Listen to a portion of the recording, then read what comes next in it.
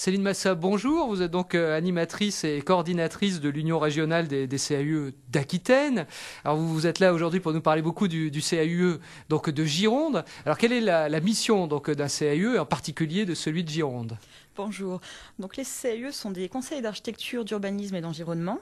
Ils ont été créés par la loi sur l'architecture et ont pour objet la promotion de la qualité de l'architecture, de l'urbanisme et de l'environnement. C'est un organisme départemental qui conseille les maîtres d'ouvrage publics et privés, qui informe le public et également qui sensibilise et qui forme les acteurs au cadre de vie, que ce soit élus, professionnels, associatifs ou autres.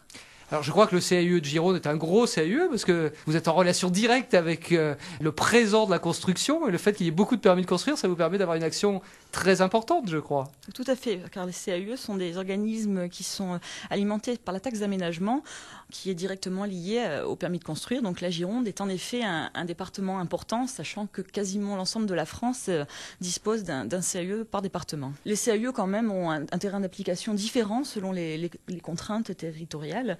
Donc en effet en Gironde il y a beaucoup de permanences de conseils dans les communes notamment.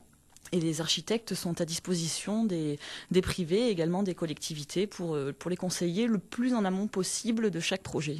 Alors l'architecture, l'urbanisme, ce sont une des choses qui concernent l'ensemble donc des citoyens et aussi l'Europe, parce que je crois que vous avez réussi à vous développer grâce à l'Europe.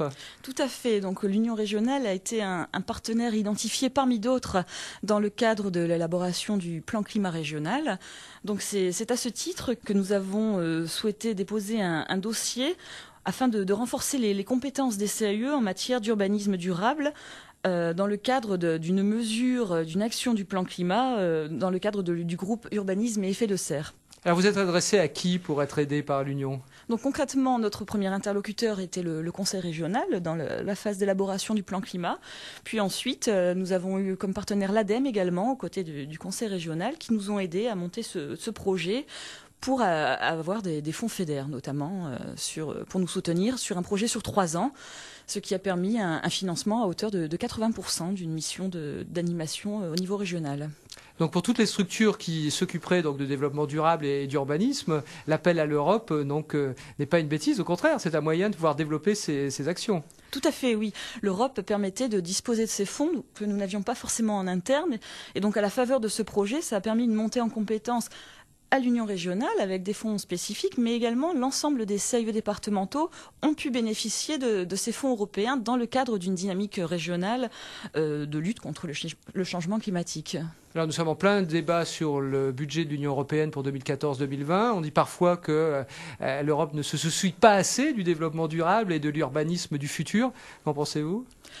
En l'occurrence, sur cette question de lutte contre le changement climatique, l'Aquitaine notamment a pu bénéficier de fonds intéressants et de mettre en œuvre des projets qui n'existaient pas jusque-là.